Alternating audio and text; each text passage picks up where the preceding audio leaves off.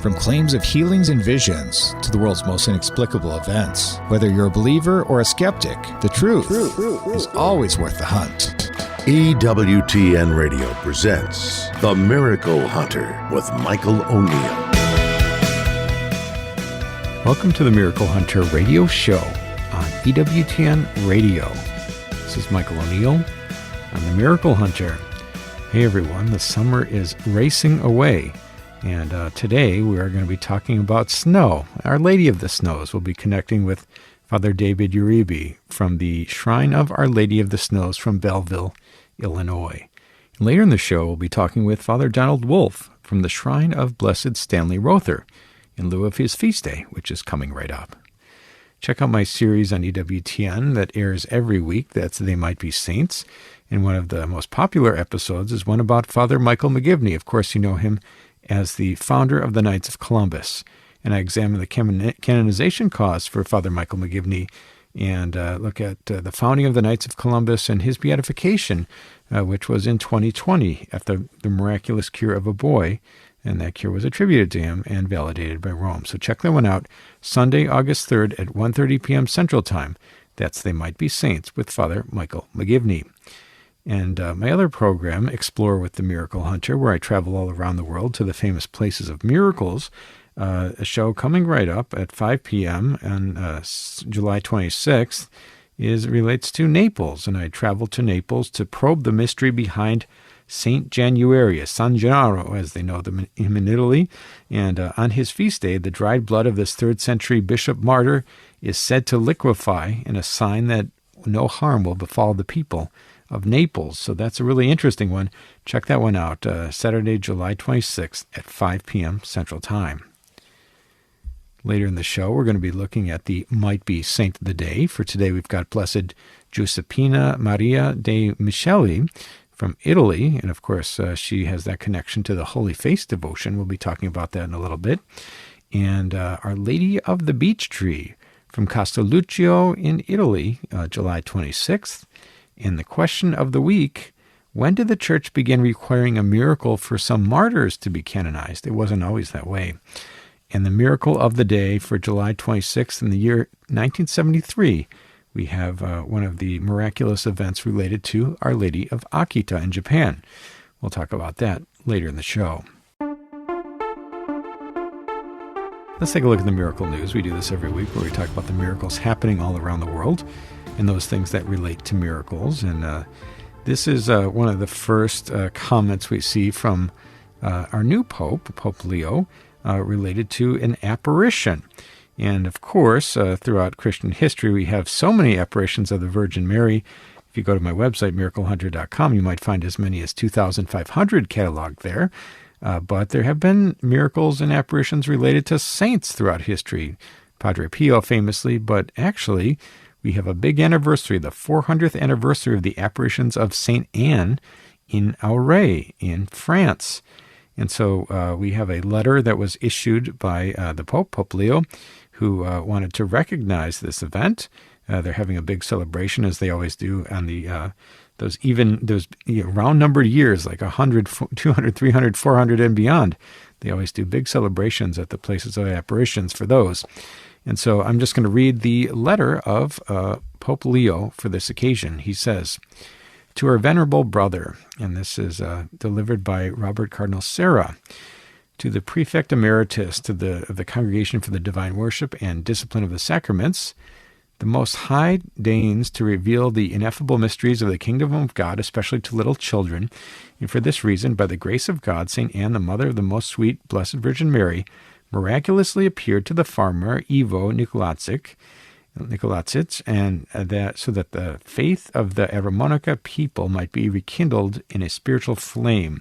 A small chapel was built, due to the frequent gathering of devotees, became a notable sanctuary dedicated to St. Anne de Ray, and over time, a much-desired place for countless pilgrims. And finally, on a sunny day in September 1996, our predecessor, St. John Paul II, also arrived there happily to nourish and enliven the faith, hope, and charity of his families.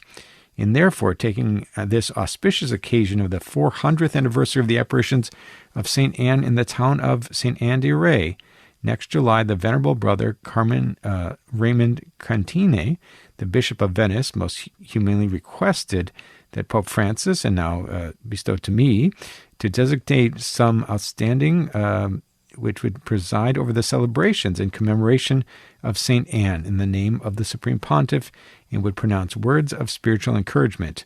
In wishing to give this pious request and confirming the resignation expressed by our predecessor, Pope Francis, of happy memory, we have recourse to you, our venerable brother, who, endowed with piety and learning, is a diligent eminent worker in the vineyard of the Lord.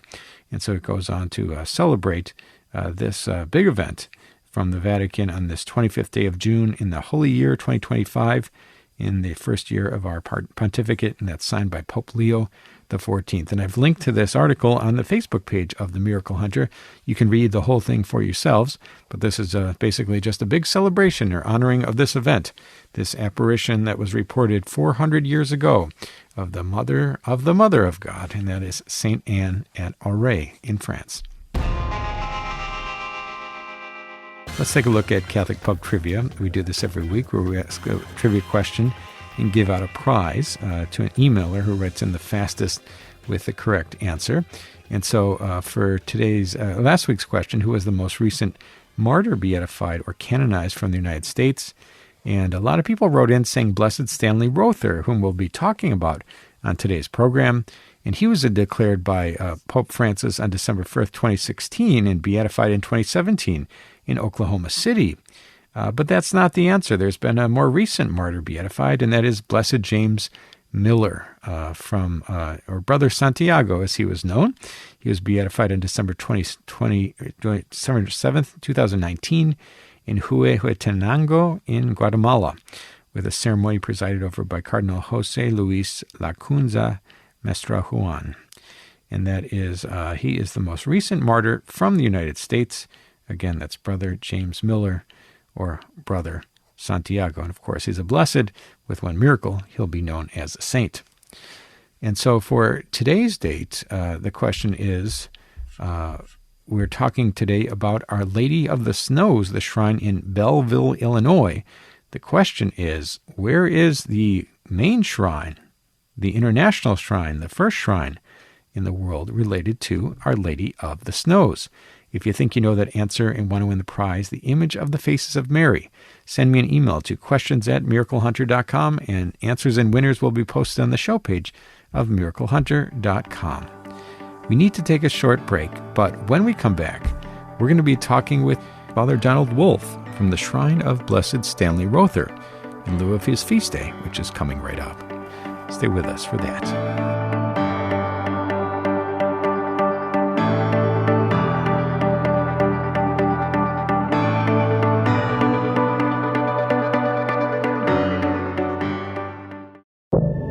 Now, back to the Miracle Hunter on EWTN. Here's Michael O'Neill. Welcome back. You're listening to the Miracle Hunter radio show on EWTN Radio. This is Michael O'Neill. I'm the Miracle Hunter. We talk a lot about future saints on this program, American saints, and people tune into the program They Might Be Saints, which airs on Fridays at 4 p.m. Central Time. And we have featured on our show venerables and blesseds before they have all their miracles and they're declared a saint. And many people don't know this, but in the United States, if you are declared, and in the world, if you are declared blessed, you can have a church or a shrine dedicated to your honor, to your name. And we have just a handful of blesseds. Father Michael McGivney, perhaps, is the most recent one. You might know Solanus Casey or Blessed Francis Xavier Silos. You might also know Blessed Miriam Teresa Demjanovic out of New Jersey. But we have two martyrs here in the United States, one of whom is Blessed Stanley Rother. And the exciting news that's coming out now is that there is the dedication, the launch of a brand new shrine dedicated to his honor. We're so excited today to welcome back to the program to talk about this great martyr. We're talking today with Father Donald Wolfe. Welcome back to the program, Father Donald. Thank you. Good to be here. So this is an exciting event that's coming up. On February 17th, it is the official dedication date of the new shrine dedicated to Blessed Stanley Rother. Tell us a little bit about what this event is all about.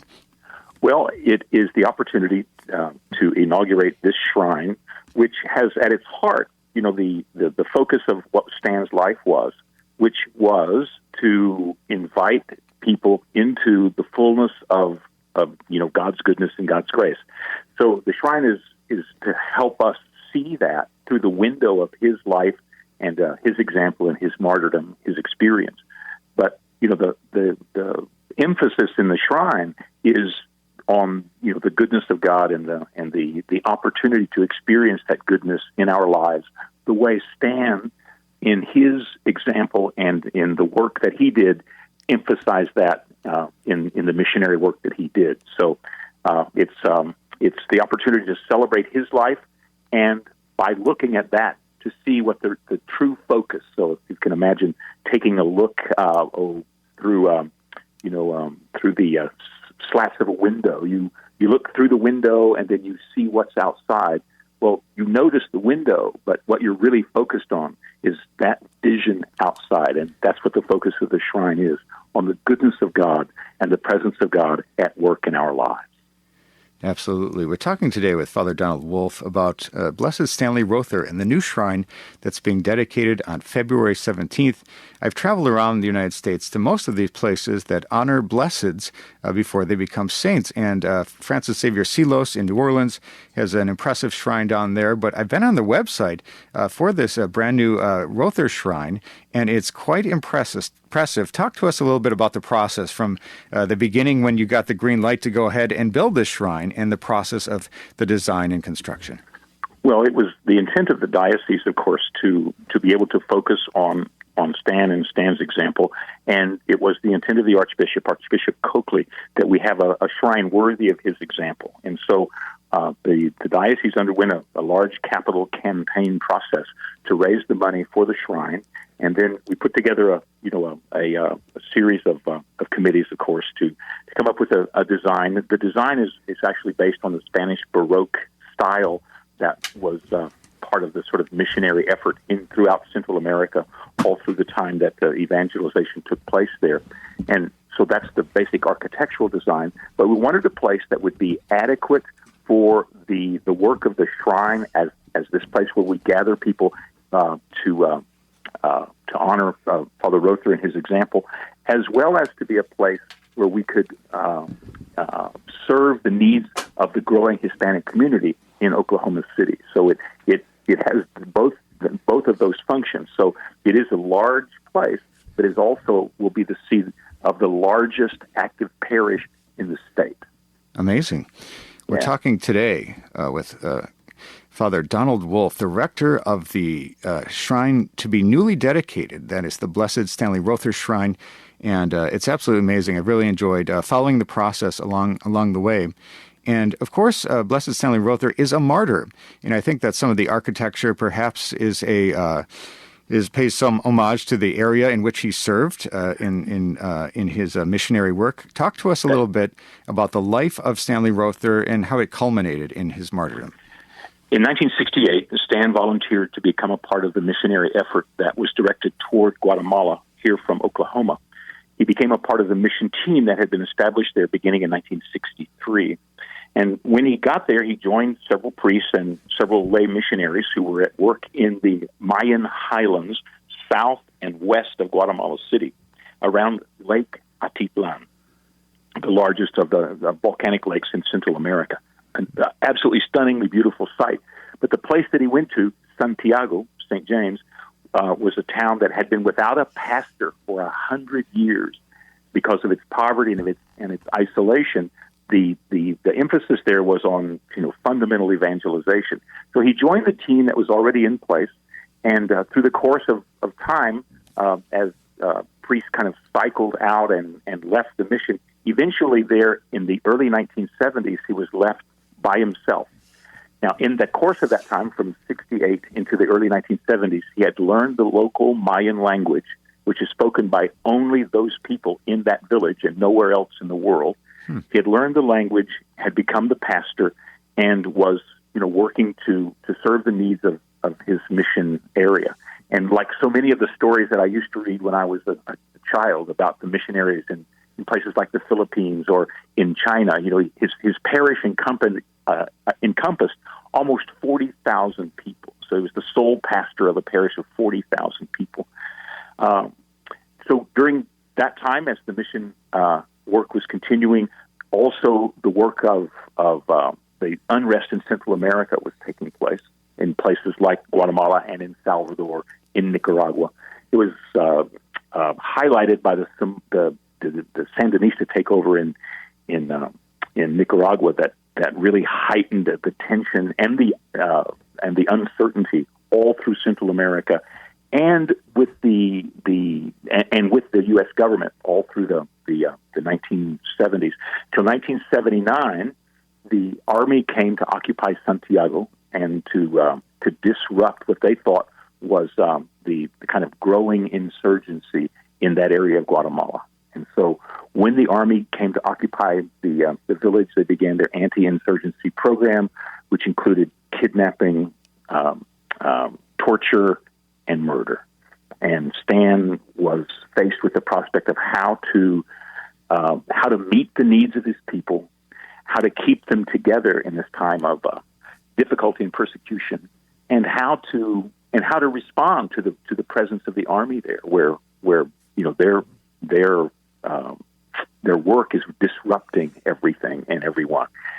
He also had to deal with the very difficult intricacy of the government that supported the other religion missionaries there as well, and to try to keep the church together as it was being pulled apart by different groups who came down to say, this is the real church, and you're all with the bad guys and those kinds of things. So it was a really, really intricate challenge.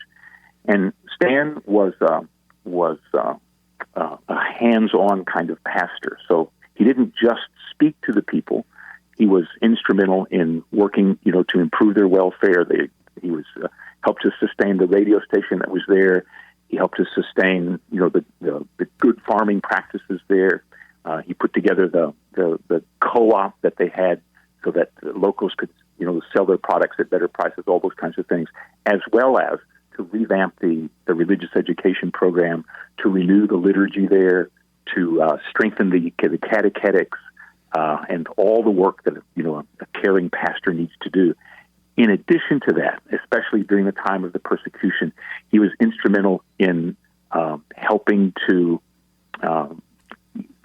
confront the local authorities when people disappeared. There were more than 100 people who were taken during that time, and oftentimes Stan would go search for the bodies because people would simply disappear and never reappear, and sometimes they would find bodies on the edge of the road or in dumps or pits and things like that.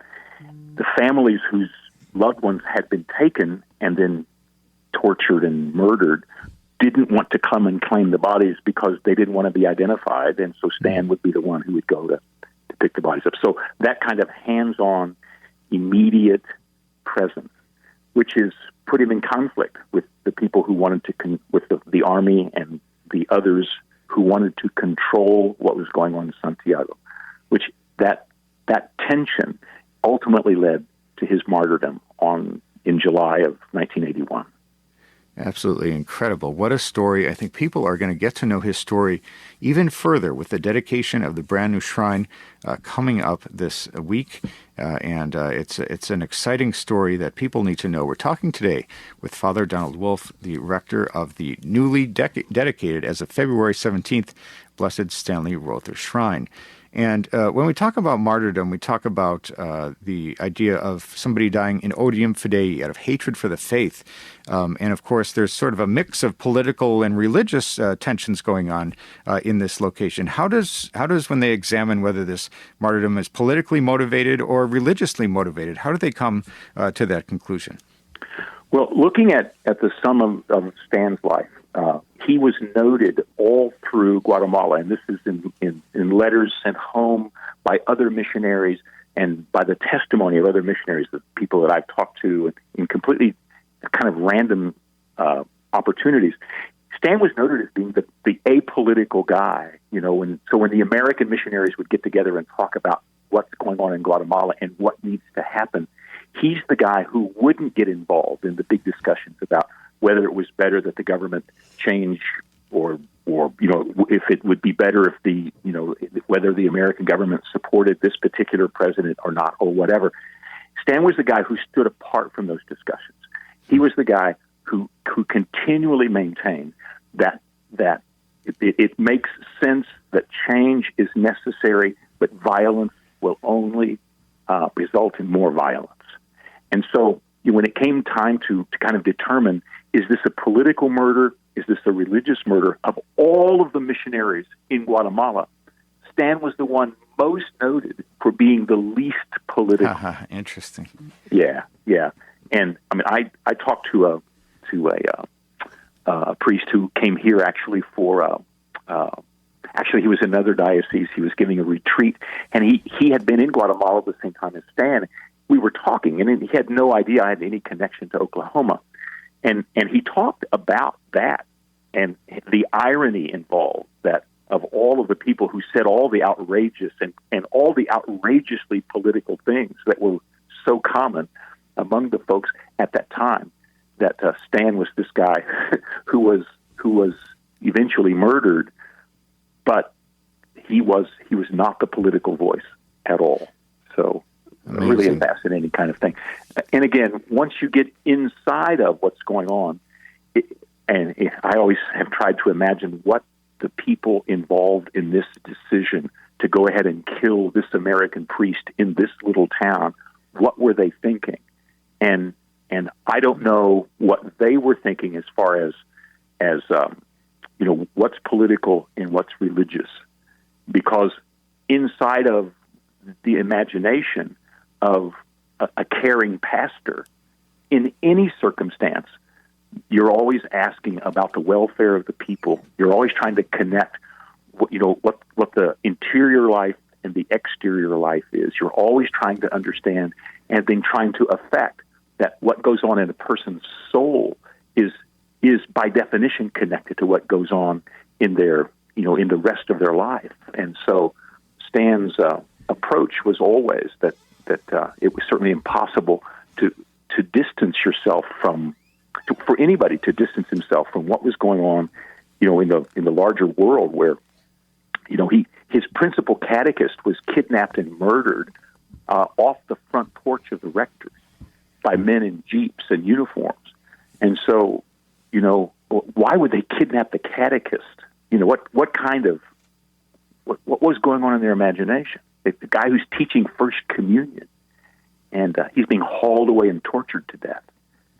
Stan saw that happen. So in his imagination, in his experience, all of this is one experience. Your faithfulness to the people that you serve is the measure of how much you give yourself to their needs, and that was certainly one of the measures of his life. What an incredible life. And as we wrap up the interview today, we're talking, of course, about Blessed Stanley Rother and the brand new shrine that's being dedicated on February 17th. For people who want to visit this shrine, perhaps even attend the dedication, where should they go to learn more about the big news of this new shrine? The best site is archokc.org. That's Archdiocese of Oklahoma City. So arch.okc.org. Wonderful. Well, we're so grateful to you, Father Donald Wolfe, the rector of the Blessed Stanley Rother Shrine, being dedicated on February 17th. I encourage people to learn more about the life of this incredible man, this martyr, Blessed Stanley Rother, and visit that brand new shrine in Oklahoma City. Thanks so much, Father Donald, for joining us on today's program. Thanks for having me. I appreciate it.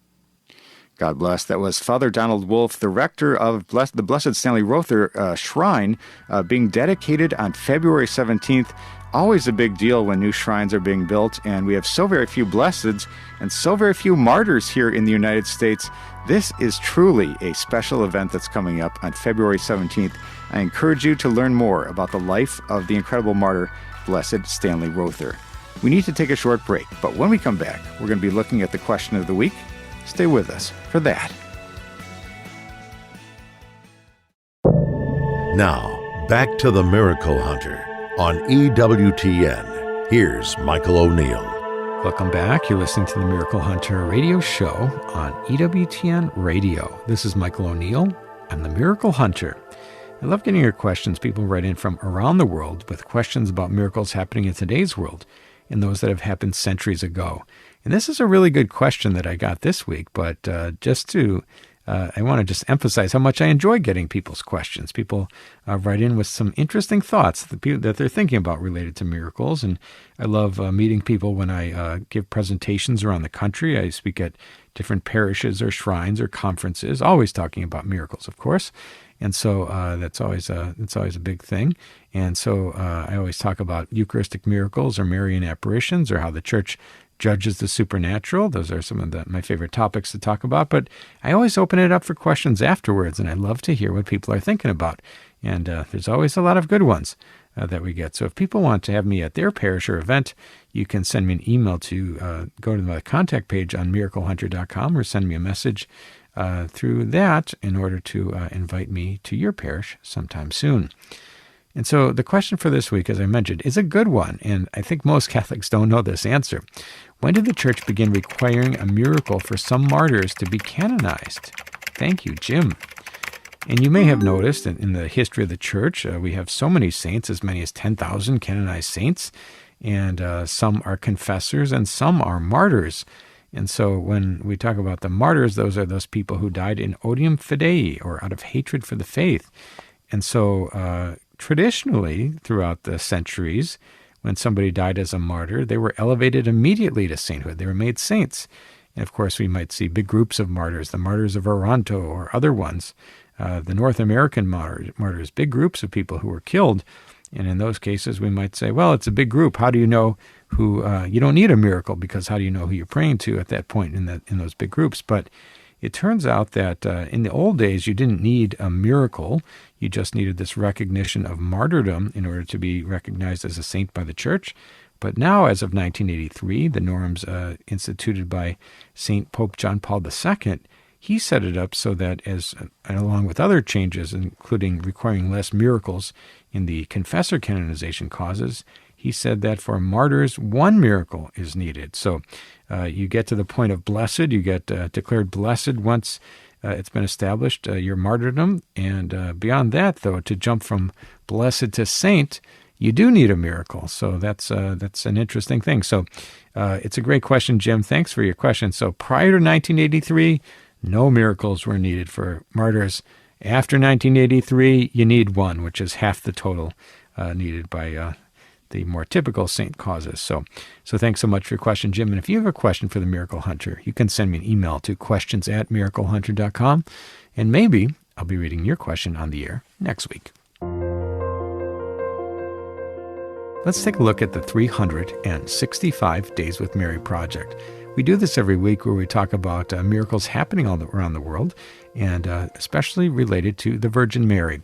And believe it or not, for each and every day of the calendar year, there's a different Marian miracle that lines up exactly to the day's date from somewhere around the world. We think of Fatima, May 13th, or Guadalupe, December 12th, or Lourdes, February 11th, but believe it or not, there's a different Marian miracle for each and every day of the calendar year. And so for today's day, we've got Our Lady of the Beech Tree from Castelluccio in Italy. And that's today's commemoration on July 26th. And the story goes that near Castelluccio, a young shepherd received a vision of the Virgin Mary in 1672, who told him that she wished to be venerated at a certain place in the beech woods. And the boy came across a terracotta image of the Madonna and attached it to a tree there. And with the discovery, the 7-inch Madonna of the beech was moved to a chapel and later to its own sanctuary in the mountains in 1722. Now, on Ascension Day since 1756, an annual pilgrimage processed the image to the town and back again. And on St. Anne's Day, July 26th, the image is brought in ceremony to the site of the beech tree. And in 1975, the holy image was stolen and replaced with a replica. And that is the story of Our Lady of the Beech Tree from Castelluccio in Italy, occurring on July 26th. Today's commemoration for 365 Days with Mary. For more information on this fascinating devotion or any of the hundreds of other Marian devotions from around the world, you can go to the website 365dayswithmary.com. You can pick up the book, join the Facebook page, or Download the free app at the iOS App Store, 365 Days with Mary, and learn each and every day what the Marian devotion of the day is. Let's take a look at the miracle of the day. We also do this every week, where we talk about a miracle that's happened on this date at some point in Christian history. And so for today's date, July 26th, we've got the apparition of the guardian angel of Sister Agnes Sasagawa in Akita in Japan. And so people who know the story of Our Lady of Akita in Japan know that this is a wooden statue in the form of Our Lady of All Nations, where this nun, Sister Agnes Sasagawa, who was deaf, she received these visions or these locutions, I should say more precisely, and also she saw the tears streaming down the cheek of the statue of the Virgin Mary, which have been tested and found to be human tears. And so this guardian angel was said to give this message: "Your sufferings will end today. Carefully engrave in the depth of your heart the thought of the blood of Mary. The blood shed by Mary is a profound meeting. This precious blood was shed to ask your conversion, to ask for peace in reparation for the ingratitude and outrages against the Lord. As with devotion to the Sacred Heart, apply yourself to devotion to the most precious blood. Pray in reparation for all men. Say to your superior that the blood is shed today for the last time. Your pain also ends today. Tell them what happened today. He will understand, and all immediately, and you observe his directions." So that is the reported message from the guardian angel that appeared to Sister Agnes Sasagawa as part of those visions or locutions related to the weeping statue of Our Lady of Akita in Japan in 1973.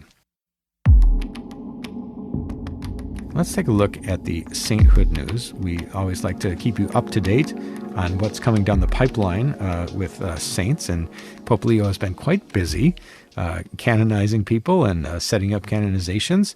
So last month, the Holy Father received an audience, Cardinal Marcello Semeraro, the prefect of the Dicastery for the Causes of Saints, and during this audience, the Supreme Pontiff authorized the Dicastery to promulgate a decree regarding the heroic virtues of the servant of God, Raffaele Manella, the professed cleric of the Congregation of the Missionaries of the Sacred Hearts, who's lived from 1877, born in Torre del Greco in Italy, and he died there on September 15th in 1898. And from the Dicastery for the Cause of Saints website, Raffaele Manella, who lived from 1877 to 1898, he was a professed cleric of the Congregation of the Missionaries of the Sacred Hearts.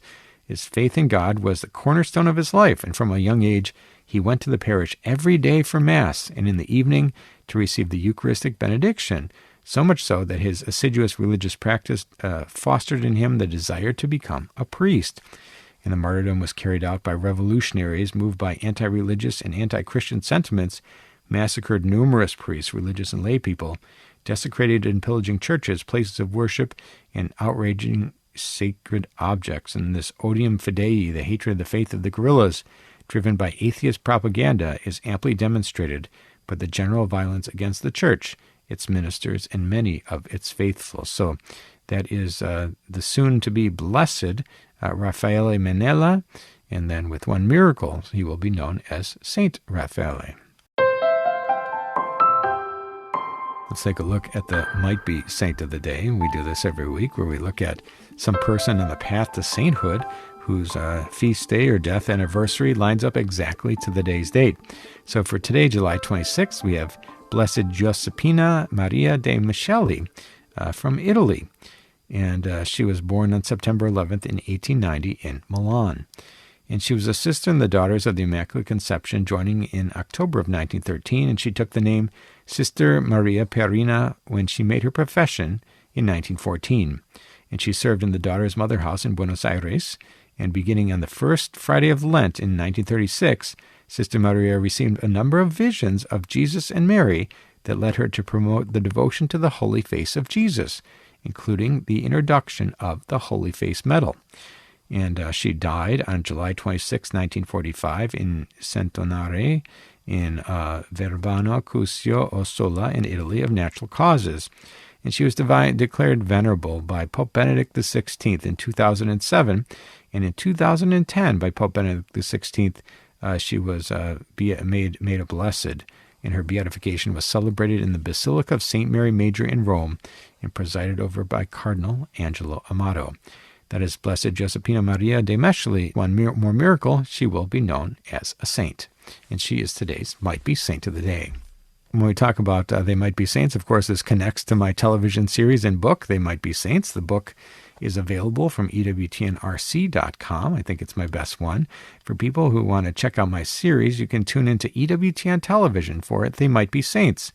On Sunday, August 3rd at 1:30 p.m., They Might Be Saints, Father Michael McGivney. I examine the canonization cause of the founder of the Knights of Columbus, who was beatified in 2020 after the miraculous cure of a young boy who had fetal hydrops. This cure was attributed to Father Michael McGivney, leading directly to his beatification. Find out more and check out this episode of They Might Be Saints, Sunday, August 3rd at 1:30 p.m. Central Time on EWTN television. We need to take a short break, but when we come back, we're going to be talking with Father David Uribe about Our Lady of the Snows and the shrine in Belleville, Illinois. Stay with us for that.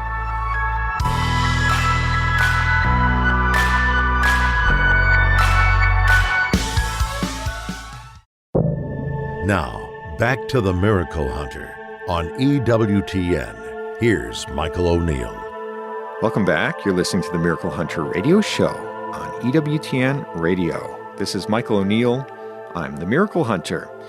One of the things that we talk about when we talk about miracles is the impact they've had on the world. And we talk about things like sacramentals, perhaps the rosary given to St. Dominic in the year 1206, or St. Simon Stock receiving the brown scapular, or St. Juan Diego receiving the tilma of Our Lady of Guadalupe, or the miraculous medal received by St. Catherine Labouré. And we also talk about the influence that they've had as far as the building of churches around the world. Believe it or not, there have been many miracles that have resulted in churches, and some very big ones at that. And I think 5 of the largest 12 churches in the world have sort of a miraculous backstory where, as a result of a Marian apparition or other miracle, it went on to house a church in that location. And one of the most famous cases in all of Christian history, and maybe one of the very early ones, relates to Our Lady of the Snows. There was a miracle there, perhaps a Marian apparition, or we might want to say just a miracle of snow that led to the building of St. Mary Major, one of the 4 papal basilicas or major basilicas found in Rome. And so we're excited today to talk with someone from the rector of the Shrine of Our Lady of the Snows in the United States, and that is Father David Uribe. And the shrine is in Belleville, Illinois. Welcome to the program today, Father David. Thank you very much for having me. Well, this is kind of an exciting devotion. I think that many Americans don't know that, despite us having a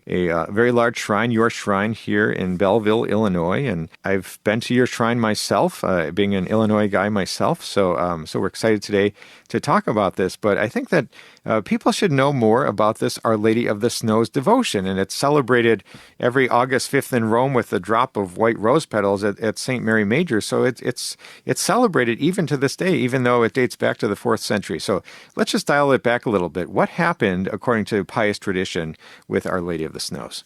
Yes, well, every time our Heavenly Mother intervenes with us in some fashion, it is always around some type of event or, happenings that are going about. And back in the 4th century, of course, what was real prominent at the time, at least what they were getting over was the persecution of Christians.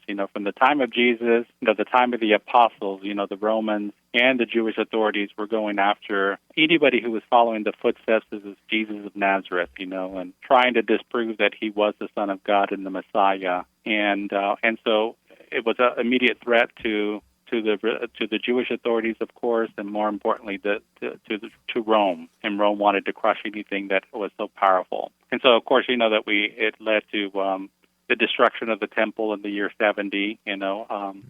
At least for the Romans to get that control of the Jews, and then as well. So the persecution had happened ever since then.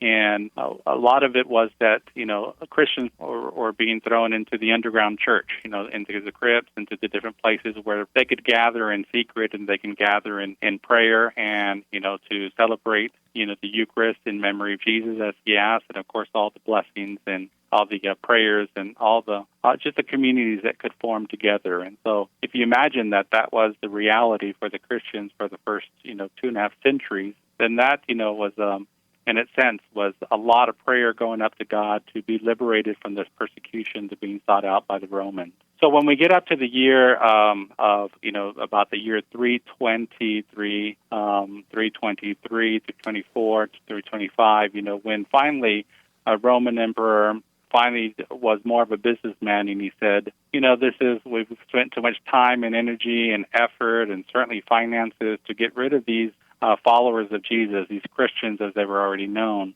And so, they finally, as a businessman, he said, let's just do away with this. Let's just tax them and allow them to, practice their faith and just religious freedom on their part. And so when he put out an edict in the empire that said that Christians are now allowed to, they'll be able to pay a tax just to do what they wanted to do, and they can practice freely. Well, for the Christian community, that was an answer to many, many prayers for many, many decades and of course, centuries, for them to be liberated from that. So in the expression for them to,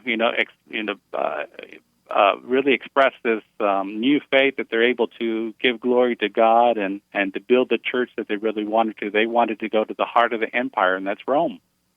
And so in Rome, that is where they wanted to build the great churches, especially in the great testaments of the apostles. So they knew that they could build a church for St. Peter, right where he was buried on Vatican Hill. So that's where we have the present church for the Basilica of St. Peter. Then they wanted to go find St. Paul, where he was buried, and just outside the wall. And so there we have the great Basilica Church of St. Paul. Then the Lateran family had a place, at time and resources that they had property as well, where they wanted to build a church as well. And so that's St. John Lateran, to be dedicated as a cathedral, as what we know as a cathedral today for the Diocese of Rome.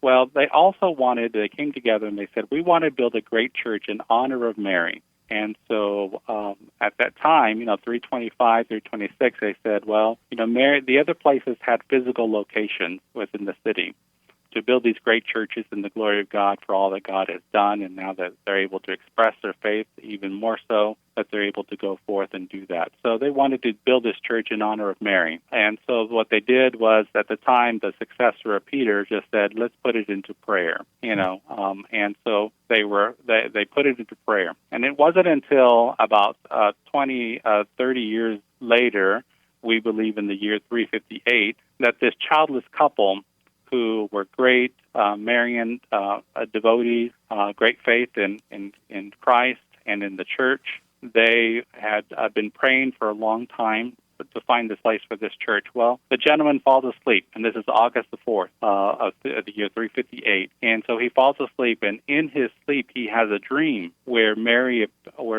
sends a message and says, where there is snow, build my church there. So I'm sure that he got up in the morning. As everybody knows, August is the hottest month in Rome, and it is the warmest. Even the Romans, they leave the city and they go up into the mountains and they go to other places where they can experience a cooler month.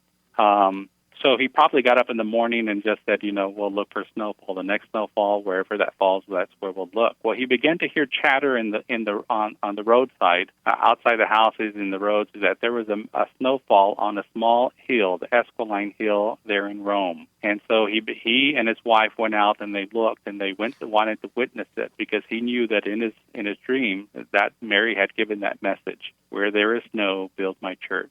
Well, as soon as they got to the spot, and sure enough, there was snow on the ground, that's where he began to tell people that he had received this message from Mary. At the same time, the successor of Peter, which is Liberius, he also showed up at the place, because he had also heard about this miracle snowfall, and he began to express the same thing as well. Mary said to me in a dream that where there is snowfall, that this is the place to build the church. And as they all came together, and as legend shows, it's Liberius who is there, who's outlining, the outer walls of the church and what we know today as St. Mary Major. And so we give credit to, the snowfall, because of what Mary had indicated to these two faithful folks, and more importantly to the people of God. But more importantly, that when the churches are built, That's just verification that God wants the graces that come with everything that a temple church brings about, that is always going to be a site where God gives his blessings and graces to his people. And so this is what we believe, and this is what we continue to honor in the fact that Mary, in speaking for God, is that we can certainly build these churches in which we can bring about the graces that God wants. And so we, in a month that's very, very contrary to what the snowfall can bring, that this is what that means, and this is why we celebrate the miracle snowfall even to today within the St. Mary Major Church, where we have the falling of the white rose petals from the top. Absolutely. We've been talking today with Father David Uribe, giving this amazing story, this backstory of the building of St. Mary Major. And as he just mentioned, that every August 5th, that's celebrated in Rome, where they drop these white rose petals from the ceiling. And this is not just a devotion that stays in Rome, stays in Italy. Here in the United States, we have a national shrine of Our Lady of the Snows in Belleville, Illinois. I've been there myself. I'm an Illinois guy myself, and so I've traveled there and been to that shrine, which is a very well-developed shrine. There's just about everything that a pilgrim would want when they're visiting a shrine. Talk to us a little bit, Father David. How did this shrine come to be in Belleville, Illinois? Sure. Yeah, we are located in Belleville, Illinois, just right outside of St. Louis, Missouri. We're just about 15 minutes east of downtown St. Louis, just crossing the Mississippi River, which makes it, Illinois. And so how it started was we had a missionary priest, and we are part of the Missionary Oblates of Mary Immaculate, a religious order of priests and brothers that founded the shrine here in Belleville. And it came from this one missionary oblate who was from Germany, and he was in the seminary when the first war broke out in Europe. And so, at that time when seminaries are about and the war begins and war declared, the seminaries are emptied and everybody is enrolled into the military. And so we got this Paul Schulte, who was in that reality. So in the First World War, one of the major advances, one of the major technology that was there was planes, and how to use planes, in the effort to win a war. So he trained as a pilot for the German army, and did his time during the war. When the war was over, he returned to the seminary. This time, he returned to join the missionary oblates. And so, when he went to the seminary, he had these hopes and dreams to go to the missions in Africa. When he was close to ordination, he got his obedience, and instead of Africa, he ended up in the Arctic, Canadian Arctic. And that was his first order. So after getting ordained, he got on a boat from Europe and headed over to Montreal, landed there, was oriented about what he was going to do, and then got on his docks. He says, "You're going to be a missionary to the missions that we have in the Arctic." And so he was like, "Okay, where's my vehicle?" And they said, no vehicle. You get a dog sleigh, and you get a brother who is going to accompany you. And so he did. He got on a dog sleigh and he began to travel north from Montreal to the first mission. It took him about a month to get there, and then stayed there for about a month to do what he needed to do, and then he was on to the next mission, which took him another 3 to 4 weeks to get to. And in his mind, he's saying, "This is crazy. I'm a pilot. There are a number of surplus planes that are out on the fields in Europe. I'm going to ask the Oblates if they can purchase one and have them bring it over." So that happened. So he was able to get a plane over, and he was able to fly from his the different missions. And instead of taking 3 to 4 weeks to travel, it now just took 1 to 2 days to travel through. And so he spent his time up in the Canadian. So we have a map about all the missions that he founded and that he had all along the Arctic coast, and there were a number of them. Well, he had a great devotion to Our Lady of the Snows, and how appropriate now in this reality where there's a lot of snow that he would always pray to her, and he named his mission there after Our Lady of the Snows. So what happened was that he was doing just fine, and so this is in the 30s and whatnot. Well, war broke out again in 1938 in Europe, this time with the Nazi regime. And by 1941, there was a lot of suspicion with the Canadian authorities, and of course with the Germans, with the Nazi regime that they would come into North America. And so it just so happens that Father Schulte was at a mission one day. He was right off the coast, and on his radio, he started to get some messages in German. And he himself, as a German, wanted to hear it. So he responded to one, these messages, and it turned out to be a Nazi submarine just off the coast. Well, at the same time, the Canadian authorities also picked it up, and so they realized that there was a connection there. So the big threat was that the Nazis would come into North America either from the north or from the south, from Mexico or from Canada.